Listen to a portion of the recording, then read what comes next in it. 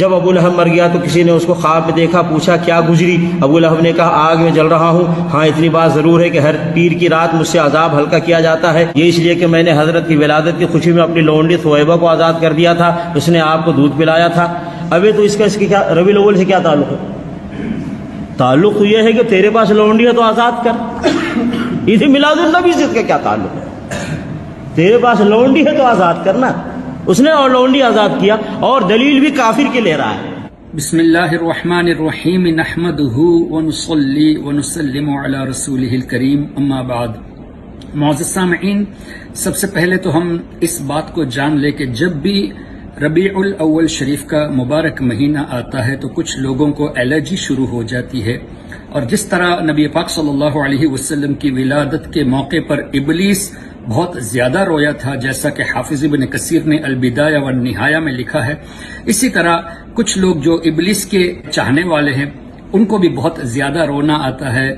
مسلمانوں پر ایک ترس کھانا وہ اپنے طرف سے دکھاتے ہیں کہ ہمیں افسوس ہوتا ہے کہ آپ بدعات پہ عمل کرتے ہو، یہ اس طرح روتے ہیں اور دوسروں کو ایموشنلی مس گائیڈ کرنے کی کوشش کرتے ہیں۔ اس کلپ میں ابھی آپ نے سنا کہ مظفر الاسلام بہاری عرف لال رومال والا اپنے ہاتھ میں کتاب رکھ کر کچھ باتیں کہہ رہے ہیں، جس میں ایک یہ ہے کہ ثویبہ رضی اللہ تعالیٰ عنہ کا جو واقعہ بخاری شریف میں ہے، اس واقعے کو بیان کرنے کے بعد یہ ثابت کیا گیا ہے کہ نبی پاک صلی اللہ علیہ وسلم کی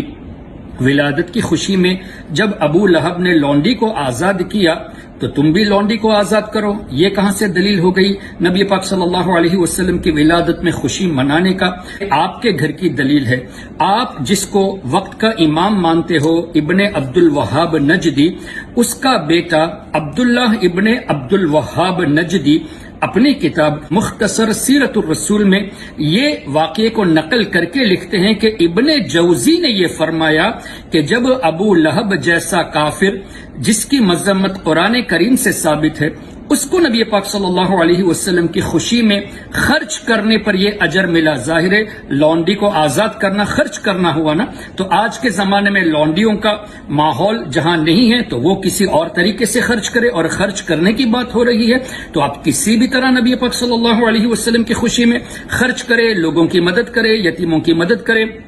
اور دوسرے طریقے سے لوگوں کی امداد کرے، خوشی منائے۔ تو اس طرح خرچ کرنے پر آپ جس کو مانتے ہو ابن عبد الوہاب نجدی، اس کا بیٹا عبداللہ ابن عبد الوہاب نجدی نے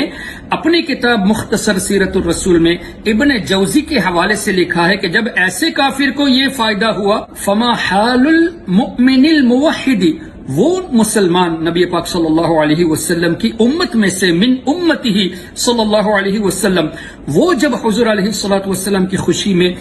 ولادت کی خوشی میں جب خوشی منائے تو اس کو کتنا اجر دیا جائے گا۔ یہ تو آپ کی کتاب سے بات ہے، دلائل آپ ہمیں پوچھتے ہیں، یہ آپ کی کتاب سے ہے، اور آپ کی کتاب میں ابن عبد الوہاب نجدی کا بیٹا عبداللہ کے تعلق سے کیا کیا القاب دیے گئے آپ کو پتا ہے؟ پڑھ کر دیکھ لیجئے، مختصر سیرت الرسول، الامام لکھا ہے، بدر الاعلام لکھا ہے، مفتی الانام لکھا ہے، حجت الاسلام لکھا ہے، اور شمس الضحیٰ بھی لکھا ہے۔ جو القاب نبی پاک صلی اللہ علیہ وسلم کے لیے استعمال کیے گئے وہ القاب آپ کے اس ابن عبد الوہاب نجدی کے بیٹے کے لیے کہا گیا ہے، اور ساتھ ہی ساتھ مجتہد بھی لکھا ہے۔ ابن عبد الوہاب نجدی کے بعد نجد کا عالم اور مفتی لکھا ہے۔ اب آپ کو چاہیے کہ جہاں آپ سنی مسلمانوں کو جو نبی پاک صلی اللہ علیہ وسلم کی ولادت کی خوشی میں خرچ کرتے ہیں، خوشیاں مناتے ہیں، ان کو آپ بدعات کہتے ہو، جہنم کا عمل کہتے ہو، تو آپ کو چاہیے کہ آپ ایک فتویٰ ظاہر کر دیں لال رومال والے صاحب